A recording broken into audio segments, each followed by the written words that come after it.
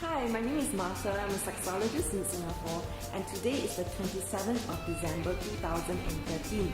As of today, I have read 151 books this year.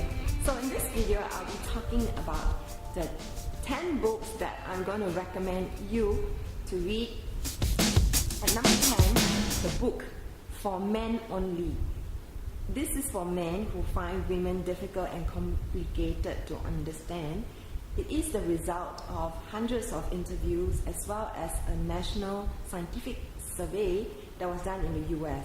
Even though it's a book written by a woman who did a lot of research in the US, but I found this very insightful and it does resonate with me. I do agree with many of the things that the book says. Number 9, The Happiness Project by Gretchen Rubin. She was at the crossroads of her life and she found that she was not happy and she was not unhappy. So she decided to go on a journey for 12 months where she explored different aspects of what would make her happier. So this book is a little bit rambling.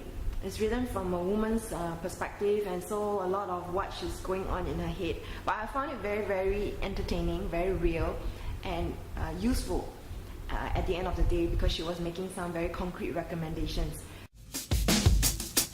And number 8, The 8 Traits of Couples Who Thrive by Susan Page. This book is practical, it has exercises, and it's a lot of learning. There are questions to guide you through, so I really recommend it for couples. It's like a great workbook for couples. So if your partner doesn't want to read or your partner is not into reading, you can read it and then facilitate it with your partner, but don't fight. At number 7, For Women Only. This is the same author for the book For Men Only.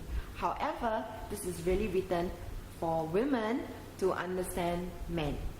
In fact, this was the first book of this author that I read, and this was actually the second time I read this book, because the first time I was just not taking it seriously, but because I read it somewhere, it was recommended, I decided to read it properly, and it so resonated with me.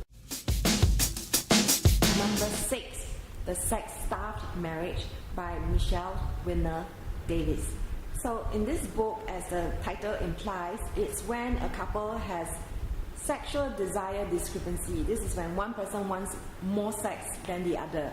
So the one who's frustrated may find this book useful. However, this book also has a chapter on couples who are feeling stressed because the partner is demanding and asking for sex all the time and they don't know how to cope. Definitely very, very useful book. I agree with everything in the book. I found it very insightful.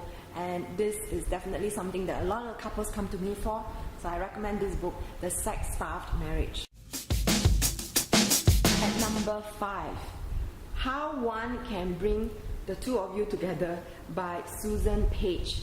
I have just read this book not too long ago, and I like this book because there are couples who find their partners very heck care, don't really want to do anything, and they're not happy.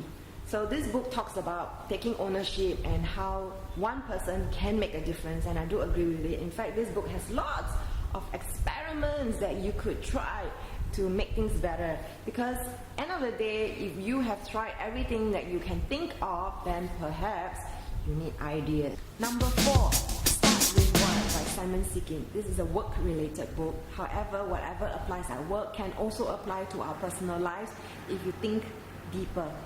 Why is it that some people and companies are more innovative, more influential, more productive, more profitable, more successful? The intention has everything to do with the execution. So by getting deeper, it is possible for the difference to be felt. At number 3, The Introvert Advantage, How to Thrive in an Extrovert World.